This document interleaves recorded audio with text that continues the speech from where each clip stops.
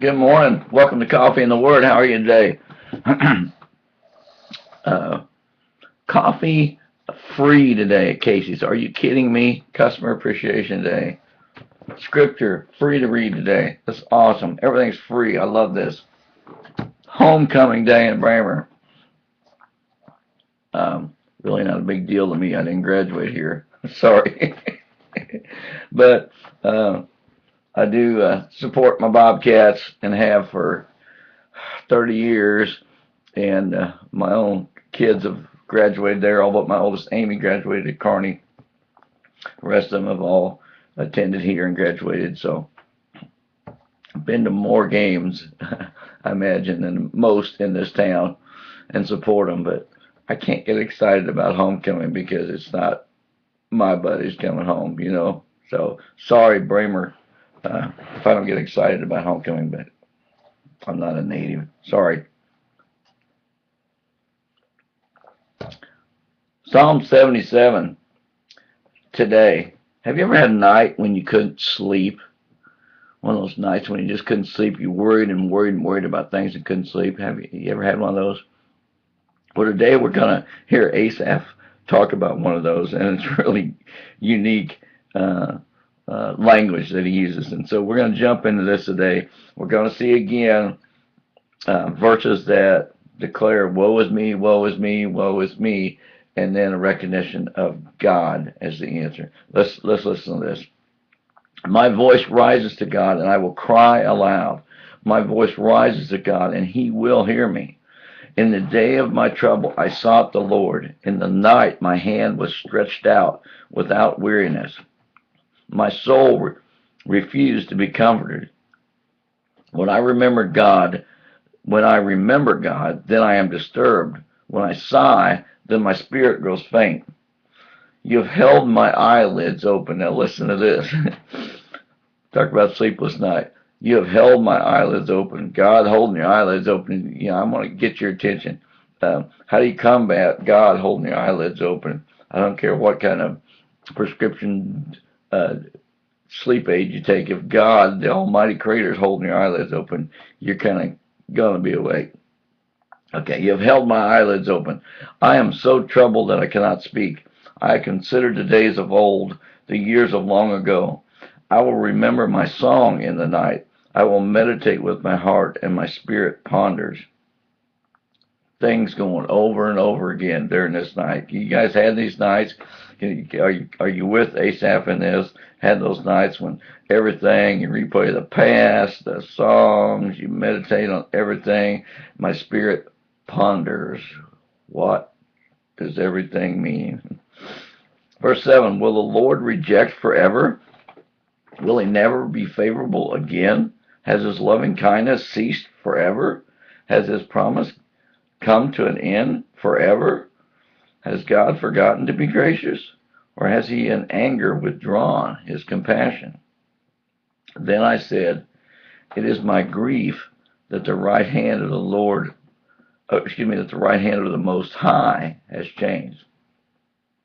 I shall remember the deeds of the Lord. Surely I will remember your wonders of old. I will meditate on all your work and muse on your deeds. Your way, O God, is holy.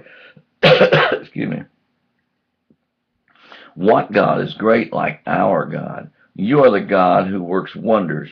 You have made known your strength among the peoples. You have by your power redeemed your people, the sons of Jacob and Joseph. The waters saw you, O God. The waters saw you. They were in anguish. The deeps also trembled. The clouds poured out water. The skies gave forth a sound. Your arrows flashed here and there. The sound of your thunder was in the whirlwind. The lightnings lit up the world. The earth trembled and shook. Your way was in the sea, and your path in the mighty waters, and your footprints may not be known. You led your people like a flock by the hand of Moses and Aaron. So, again, we have this picture that we get here of someone in complete despair, feeling as if God has deserted them. And it's kind of unique that he starts off with this phrase, my voice cries to God and I will cry aloud. My voice rises to God and he will hear me. This is like a very confident phrase that God's hearing me. But then we go into this liturgy of I can't sleep, I can't rest.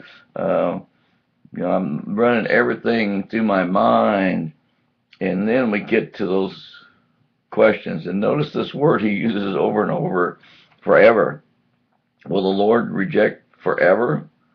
Will he never be favorable again? Has his loving kindness ceased forever? Has his promise come to an end forever? Has God forgotten to be gracious? Did God get old and forgetful and just forget to be gracious to me? Or has he in anger withdrawn his compassion? He answers his own question possibly here. We don't know Asaph's life enough to know for sure, but that's a possibility. And God wasn't pleased with what he was seeing in Asaph's life. And that's the reason he wasn't getting the answer he wanted. Don't know.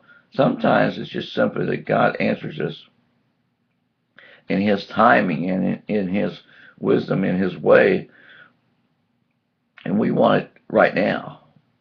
It doesn't always come that way. Sometimes God gives us fairly instantaneous answers. Other times it may be over the course of years that he reveals to us his answer and his will. So what Asaph does here, though, is something that we all need to do. When we get to this pit, like Asaph is in, where he's saying, where is God? Why doesn't God? All these questions. We have to make our mind, bring our mind, allow our mind to come back to who God is and all that he is, all that he does, all that he has done. Verse 11, I shall remember the deeds of the Lord. Remember how good God's been to us. Remember that place we were before we found Jesus Christ, when we were lost and really confused then. And we didn't even know that we could talk to this God, and we were stumbling through life and making mess after mess after mess.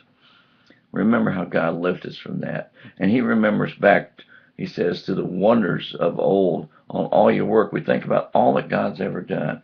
Creation. Magnificent creation that he created. His judgment in the flood, to flood the whole earth. His power to separate the waters and redeem the people of Egypt and the people of Israel, bring them out of Egypt.